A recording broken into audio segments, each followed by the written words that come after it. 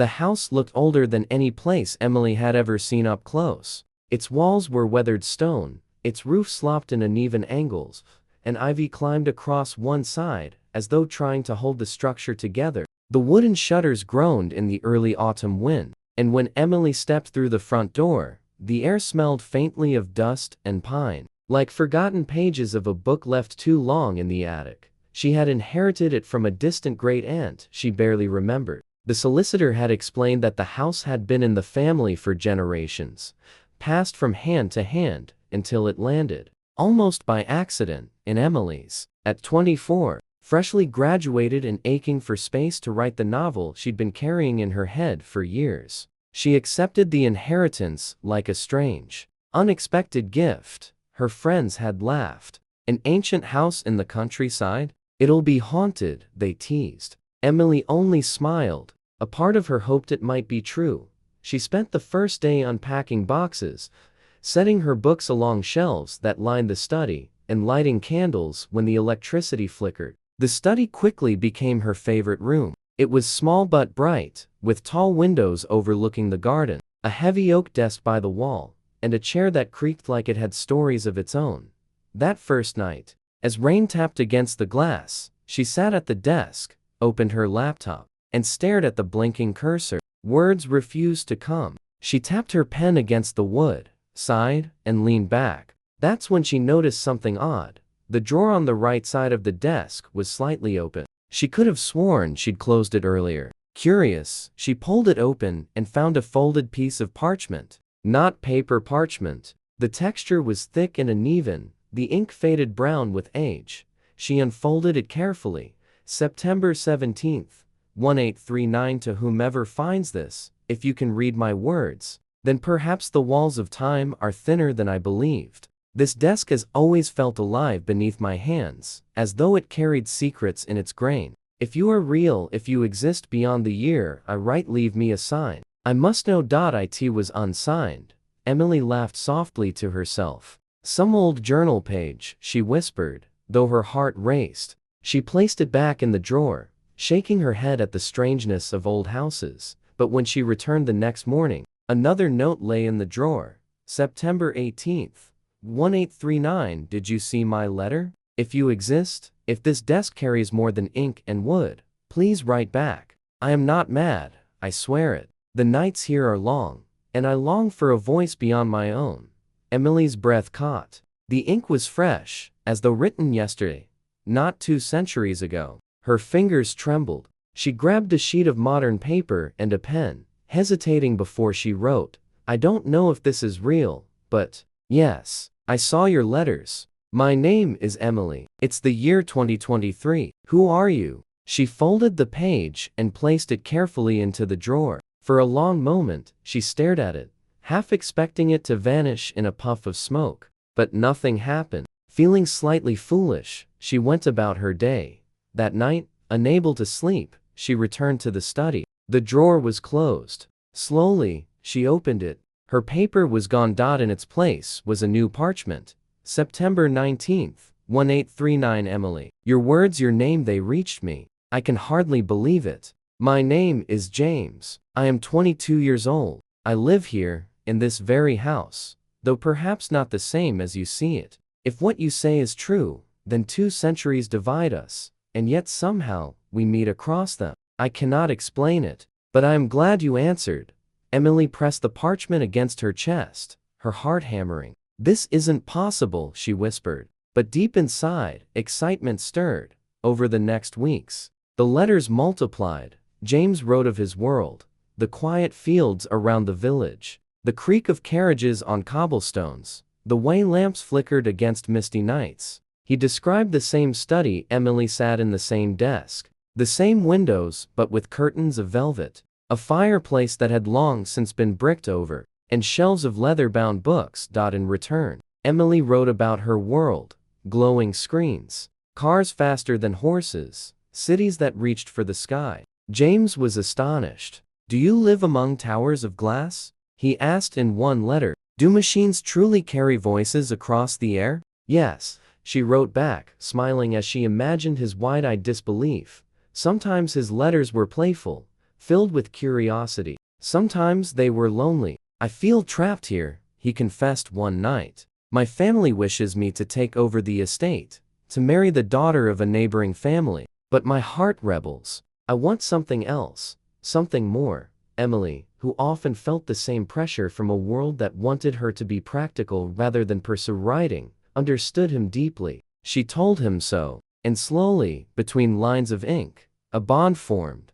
One late evening, after a storm rattled the windows, Emily found a new letter waiting. October 4th, 1839. Emily. I know not how to say this without sounding a fool, but each night, when I place my hand upon this desk, I imagine yours on the other side. I imagine your face when you laugh at my clumsy words. I imagine you as real as the candlelight before me. I fear I am losing myself in dreams of you. Tell me, do you feel the same? Emily stared at the words until her vision blurred. Slowly, she wrote back, yes, I feel the same. Even though we'll never meet, I think of you more than I should. You've become the brightest part of my days. From that night onward, their letters carried not only words, but feelings, confessions, promises. James wrote poems for her, short verses inked in a hurried, passionate hand. Emily wrote back fragments of her unfinished novel, and he told her she had a gift, that her voice would echo long after ink faded. It was impossible, unreal, and yet it was love. One crisp evening, as leaves tumbled across the garden, Emily lit candles in the study and waited for his reply. Hours passed. The drawer stayed empty. Panic clawed at her chest. Had the link broken? Had time finally closed its fragile door? At midnight, she slammed the drawer shut, fighting tears. But when she opened it again, a letter lay waiting. October 22 end.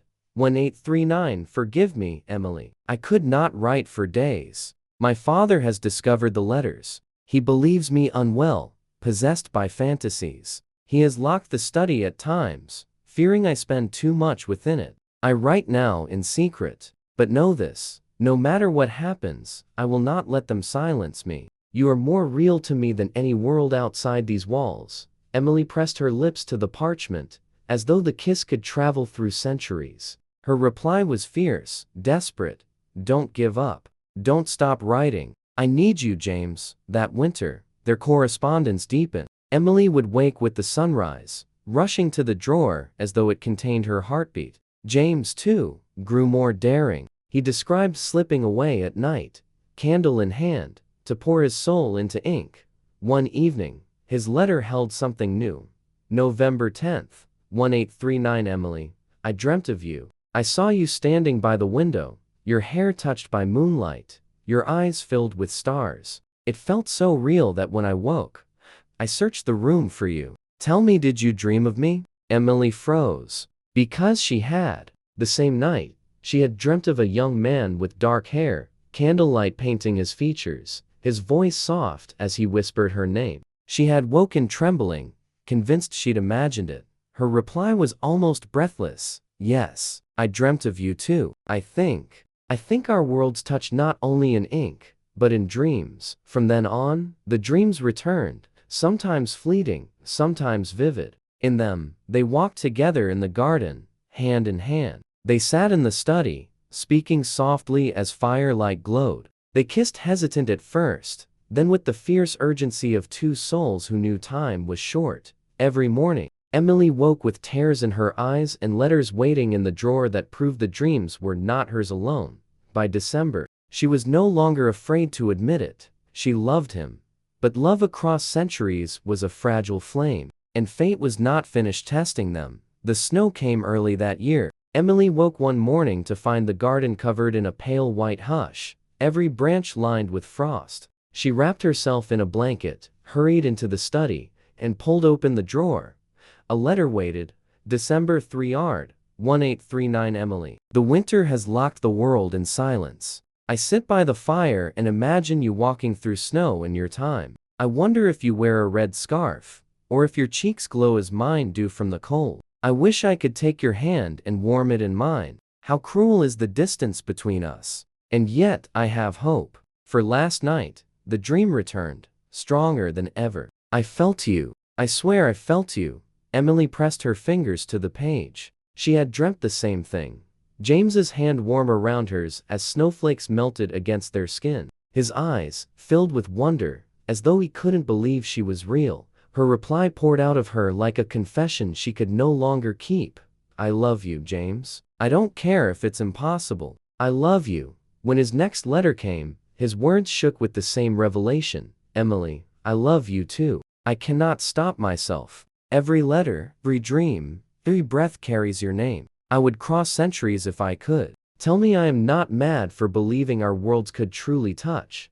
Emily's tears fell onto the paper, smudging the ink. You are not mad. I believe it too. The days grew shorter, and their letters longer. Emily would spend hours writing to him, describing every detail of her world, the strange lights that adorned streets in December, the songs played in every shop, the way snow crunched beneath modern boots. James, in turn, painted his own world. Sleigh rides across fields, candlelit dinners, the smell of roasted chestnuts from the village square. Their dreams, too, became more vivid. Sometimes Emily would wake with the sensation of his lips on hers, the echo of his laugh still ringing in her ears. Sometimes she would swear she smelled the faint smoke of his world's fireplaces lingering in her room. Yet alongside the wonder came fear. James's letters grew more urgent. My father suspects too much. He speaks of sending me away, to London, to keep me sensible. He would burn this desk if he knew what it carried. Emily, what if they succeed? What if they sever this fragile bridge between us? Emily's hand shook as she wrote her reply. Then we must find a way to see each other for real. There has to be a way. It was James who found the answer. December 20th, 1839. Emily. I went to the old woman in the village. They call her a witch, though I believe she is merely wise in ways forgotten. I told her only part of the truth, that I felt a presence beyond time. She did not laugh. She said, when the year turns, when midnight strikes and the veil is thinnest, time may fold upon itself. But beware, such crossings come with a price. Emily read the letter again and again, her pulse racing. New Year's Eve, midnight. The idea seemed insane, and yet, hadn't they already crossed boundaries no one believed possible? She wrote back at once, then we will try. Midnight on New Year's Eve. I'll be here at the desk, waiting. If the veil opens, we'll find each other. His next reply was filled with trembling joy. Emily, I shall be waiting too. Whatever the cost, I will not waste this chance. To see you, to touch you, if only once, it would be worth any price. The days until New Year's crawled. Emily decorated the house with tinsel and lights, though her heart was elsewhere. She bought a new dress, midnight blue, as though dressing for the moment might make it more real. Each evening, she counted the days with a mixture of hope and terror. James's letters were just as restless. He confessed his fear. What if the spell failed? What if time swallowed them whole? But always his words circled back to love. Even if I never touch you, Emily, know this. You are my heart. You always will be. Finally, the night came. Emily lit candles in the study, their flames flickering like stars. Snow fell softly outside, blanketing the world in silence. The old oak desk stood before her, as solid and mysterious as the day she found it. She wore the midnight dress, her hair loose, her hands trembling as she placed them flat upon the desk surface. The clock struck 11, then 11:30. She closed her eyes, whispering his name like a prayer. When the clock finally began to chime midnight, a gust of wind shook the windows. The candles flared high, then bent toward the desk as though drawn by invisible breath. The wood beneath her hands grew warm, almost burning. James, she gasped. A sudden blinding light burst from the desk. For a moment, Emily felt herself falling through time, through darkness, through centuries. Her heart thundered. She opened her eyes and he was there, James. He stood on the other side of the desk, candlelight dancing across his features exactly as she had dreamt them, dark hair, earnest eyes, a face she knew better than her own. He was real, breathless, staring at her as though she were a miracle. Emily, he whispered, voice shaking. She stumbled forward, reaching across the desk. He met her halfway. Their hands touched, warm, alive, impossibly real. Tears blurred her vision. You're here. Oh my God, you're really here. He laughed, choked with wonder. I would know your touch among 1,000 dreams. They didn't hesitate. The desk was no longer barrier, but bridge. They moved around it, into each other's arms, clutching tight as though the world might rip them apart. Their lips met, fierce and desperate, centuries collapsing in a single kiss. For a moment, nothing else existed. Not time, not fear, only them. But the moment was fragile. The light around them trembled. The floor shook as though the house itself strained against what it had allowed. James pulled back, eyes wide with fear. It won't last, he said. Emily, listen. The old woman warned me. Time will not suffer us long. We must choose. Choose? She gasped. He cupped her face, trembling. One of us must cross fully. Either I remain here, in your world, or you come with me into mine. But if we try to hold both, the bridge will shatter. We'll lose everything. Millie's heart twisted. His world 1839 meant no family, no friends, no modern life. But his arms, his eyes, his love. Tears streamed down her cheeks. I can't lose you, and I cannot lose you. His voice cracked. But if you stay, perhaps I will fade. If I come, we'll be lost in a world I cannot understand. What do we do? The light grew brighter, almost blinding. The choice pressed down like thunder. Emily gripped his hand. James, I don't care about time. I don't care about the world. All I want is you. For one final heartbeat, they kissed again, fierce and unyielding. Then the desk roared like fire. The light swallowed them both. When Emily opened her eyes, silence surrounded her. The study looked the same. The candles still burned. The snow still fell outside. But the desk was empty. Her heart broke. James? She whispered. No answer. He staggered back, her chest hollow, her breath ragged. Had it all been a dream? Had she lost him forever? Then a sound. Footsteps. Behind her, Emily spun, and there he was. James, standing in her study, eyes wide as he looked at the glowing screens, the strange lamps, the world of 2023. He looked at her and smiled, trembling. Emily, is this your world? She launched herself into his arms, laughing and sobbing at once. Yes, yes, it is. And you're here. He held her tight, burying his face in her hair. Then let time rage. I choose you. The days that followed were chaos and wonder. James struggled to understand her world. He gaped at cars, trembled at airplanes overhead, nearly fainted when she showed him a phone. But always, his hand found hers. Always, his eyes returned to her with that same devotion. They laughed, they stumbled, they built a fragile life in the cracks of 2 centuries. Emily knew the future would not be simple. But she also knew this. Love had carried them through time itself. And whatever came next, they would face it together. Epilogue. Years later, Emily would sit at the same oak desk, James by her side. Their children would laugh in the garden, and the house, ancient, magical, would still stand. The drawer of the desk remained empty. No more letters. No more parchment. But Emily did not need them. She had her proof in the warmth of James's hand, the steadiness of his love, and the knowledge that sometimes, even against all reason, love was stronger than time.